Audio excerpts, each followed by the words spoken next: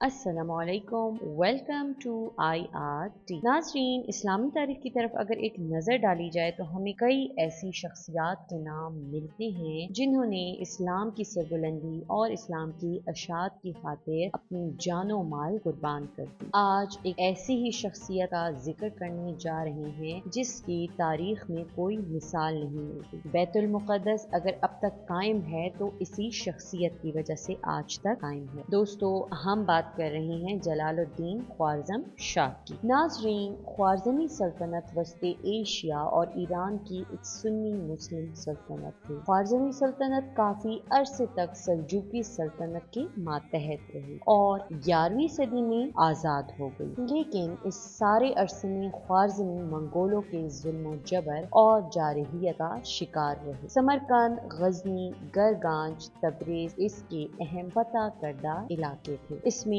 عمومی طور پر فارسی زبان بولی جاتی تھی۔ ویسے تو کئی خوارزمی بادشاہ گزرے ہیں، لیکن آج ہم خوارزم کے ایک بہت ہی دلیر، جانفشا اور اعلیٰ پائے کے بادشاہ کا ذکر کرنے جا رہے ہیں۔ ناظرین، یہ وہ سلطان ہیں جس کے بارے میں چنگیز خان جیسے جنگجو نے بھی کہا تھا کہ خوش قسمت باپ کا بہادر بیٹا، کاش میں اس کو اپنی ریاست کا حصہ بنا سکتا۔ جی ہاں ناظرین، ہم بات کر رہے ہیں جلال الدین خوارزم شاہ کی۔ دوستو، جلال الدین خوارزم شاہ مسلمانوں کی تاریخ کا ایک بہت بڑا نام ہے، جن کے بارے میں یہ کہا جاتا ہے کہ انہوں نے منگولوں کو کافی عرصے تک ناکو چنے چبائے، جنہوں نے خود کو تو مشکل میں ڈالا مگر منگولوں کو حجاز مقدس کی طرف بڑھنے نہیں دیا۔ اور کچھ مورخین تو یہ بھی کہتے ہیں کہ اگر ان منگولوں کو کوئی روکنے والا نہ ہوتا تو شاید یہ مسلمانوں کے مقامات مقدسہ کے احترام کو پامال کر چکے ہوتے۔ ناظرین، جلال الدین خوارزم شاہ کا تاریخ میں اس لیے بھی بہت بڑا نام ہے کیونکہ چنگیز خان، جس کے ظلم و جبر کی داستانوں سے آج تک یہ دنیا کانپی ہے، جس نے کبھی کسی بھی معرکے میں شکست نہیں کھائی تھی، جو ہمیشہ اپنی طاقت اور بہادری پر فخر اور غرور کرتا تھا، اس نے زندگی میں صرف ایک سلطان سے شکست کھائی اور وہ تھے جلال الدین خوارزم شاہ۔ ناظرین،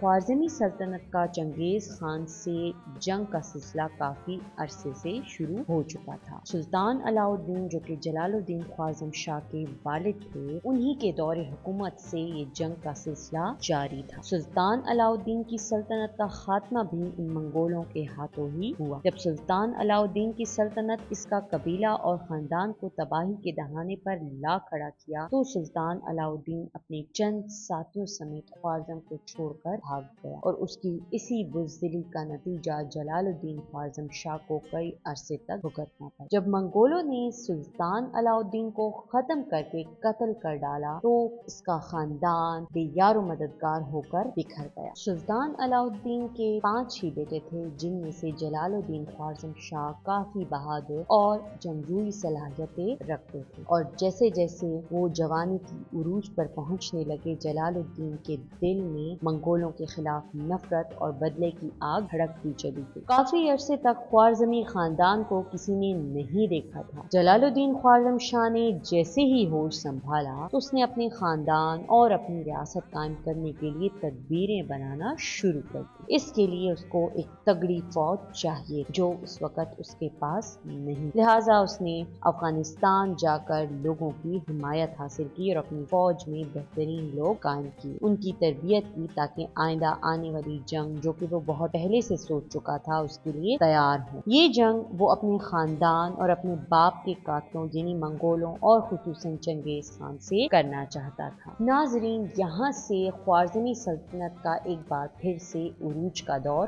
شروع ہوا۔ وہ کہتے ہیں نا کہ ارادے جن کے پختہ ہوں تو چٹانوں سے گھبرایا نہیں کرتے، بالکل اسی طرح جلال الدین خوارزم شاہ کے ارادے بھی پختہ تھے اور اسی لیے وہ چنگیز خان جیسے دشمن کو خاک کر دینا چاہتا تھا۔ اب وہ دن آ گیا جس کا وہ برسوں سے انتظار کر رہا تھا، یعنی منگولوں کو ختم کرنے کا۔ اس نے اپنی فوج سمیت منگولوں پر دھاوا بول دیا اور ایسی زبردست جنگ ہوئی کہ इस जंग में कई मंगोल सरदार मारे गए, लाशों का ढेर लगा दिया। चंगेज खान की जिंदगी की ये पहली और शायद आखिरी शिकस्त थी जिसने चंगेज खान का सारा गुरूर खाक में मिला दिया। साथ ही साथ चंगेज खान के सीने में ख्वारिज़मी सल्तनत के खिलाफ आग भी भड़का दी। चंगेज खान को शदीद गुस्सा था क्योंकि उसने अपनी जिंदगी में कभी ऐसा शिकस्त खोरदा खुद को नहीं पाया था। इसके बाद चंगेज खान ने भी ख्वारिज़म को तबाह करने की ठान ली। चंगेज खान ने जहां शिकस्त खाई थी वहीं वो जलालुद्दीन ख्वारिज़म शाह पर भी हैरान था कि कोई उसको भी शिकस्त दे सकता है। खैर, ये तो पहला मरहला था चंगेज खान की